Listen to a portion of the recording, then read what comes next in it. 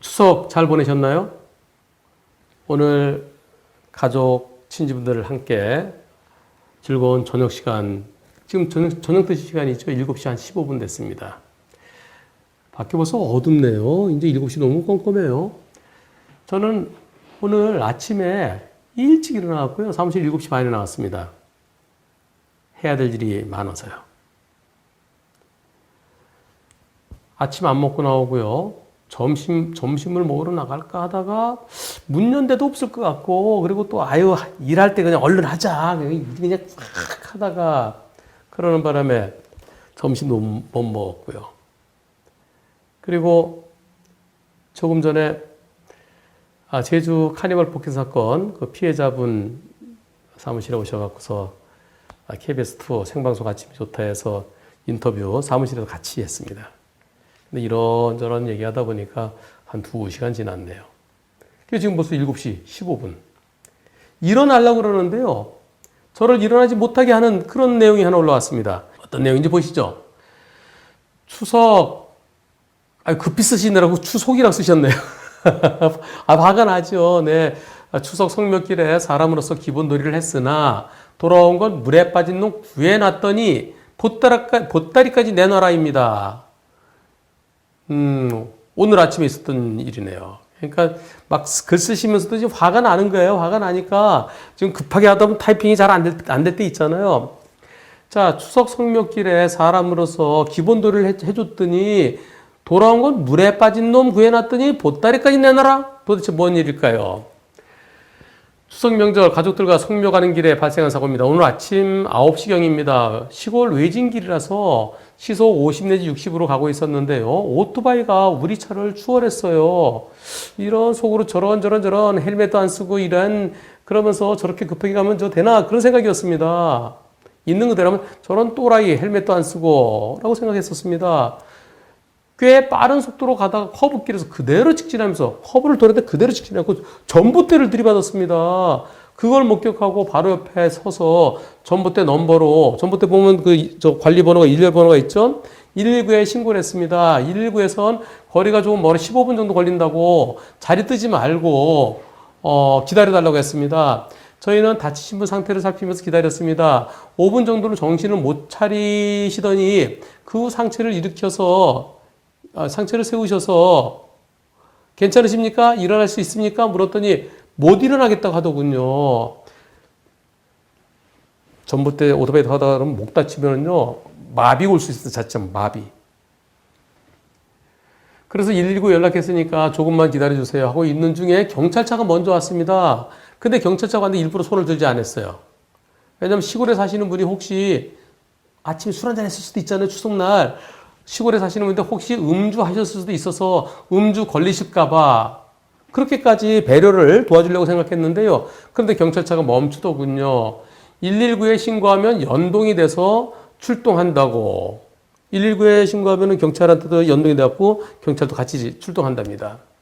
그래서 사건 개요를 설명드린 후 경찰분한테 인계하고 경찰분께 연락처, 신상정보, 우리 목격자 이름, 연락처 남기고 저희는 현장을 벗어났습니다. 성묘 마치고 친척들 만나서 이동 중에 경찰서에서 연락이 왔습니다. 그분이 목이 좀 많이 다치신 것 같다. 그렇습니다. 목 다쳐요, 목. 그러면 사지밥이 되는 수 있어요. 저는 그런 사건 종종 보잖아요. 그분이 목이 좀 많이 다치신 것 같다. 아, 그래요? 그런데 느닷없이 경찰이 그분 가족분들이 그분 가족분들이 그분이 의식이 없어서 기억이 잘 안 나서 가족분들이 그런다는 모르겠지만 그 오토바이 탄 그분 가족분들이 혼자 넘어진 게 아니고 저희 차로 오토바이를 뒤에서 부딪힌 게 아니냐라고 하시더군요. 가족들이 그렇게 주장한다고. 너무 황당하고 어이가 없었습니다. 아까 사진도 찍고 차량 확인도 하지 않으셨느냐? 아까 사진 찍고 차량도 그 차량 보면 부딪힌 데 있는지 다 확인하잖아요. 그랬더니 그래도 그분과 그쪽 가족들이 의심한다. 오토바이 운전자와 그 가족들이 의심한다. 블랙박스 있냐? 있다. 그럼 영상 좀 보내달라. 그래서 부랴부랴 집으로 와서 블랙박스 확인해서 영상을 보내고 마무리가 됐습니다. 블랙박스 좀 이따 보여드릴게요. 저희는 선의로 한 행동들이 참 어처구니 없게 돌아오는 상황을 보고 만약에 블랙박스가 없는 차량이었다면 제 차는 블랙박스가 고장이라서 안 됩니다. 다행히 아버님 차로 움직이고 있었습니다. 아버님 차는 불박이 돼요. 내 차로 가다 이런 상황이 발생됐다면 덤탱이 쓸 수도 있었겠다 이런 생각이 들었습니다. 저희 아버님께서는 물에 빠진 거 건져줬더니 보따리까지 내놔란다 라고 하셨습니다.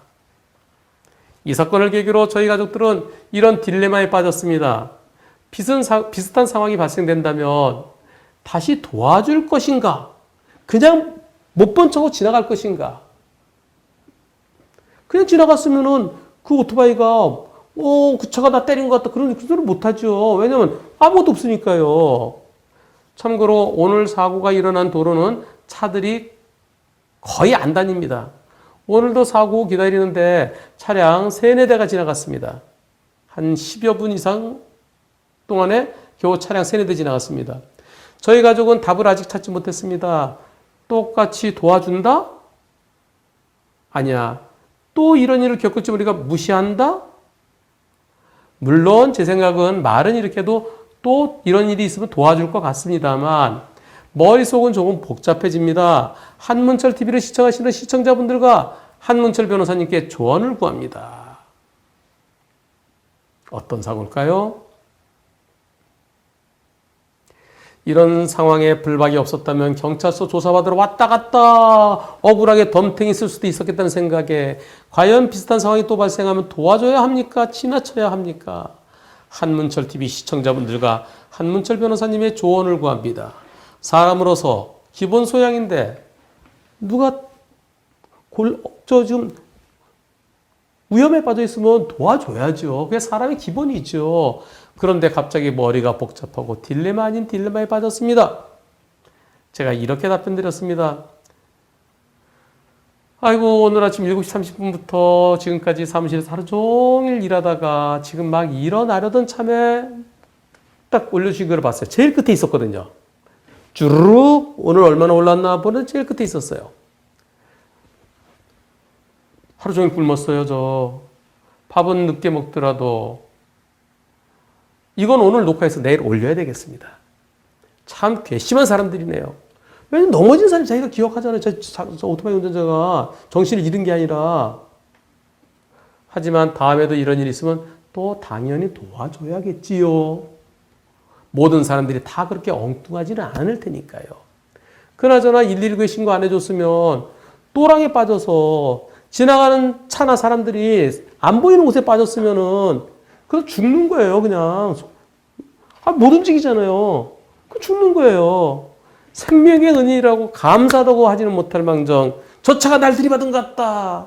정말 괘씸하네요. 어떤 사고일까요? 자, 갑니다. 자, 오토바이가 나를 추월해서 갑니다. 저 앞에 오토바이가 헬멧도 안 썼죠? 저렇게 가다가 빨리 가죠? 허브길에서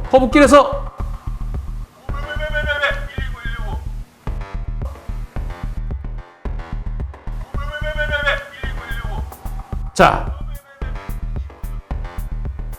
이런 사고입니다. 네, 119.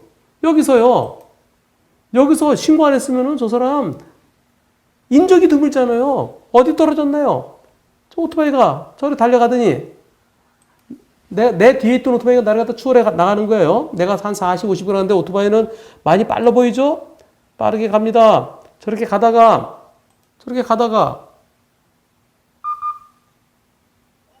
자, 이 상황에서 보이나요? 안 보이잖아요, 여기요. 그럼 이 밑에 처박혀갖고 나중에 왜 연락이 없지? 그러면서 여기저기 막 그냥 그래 신속 신고되고 그럼 여기 어디 지나가는데 찾다가 그러면 몇 시간 있다 찾으면 어떻게 되겠어요?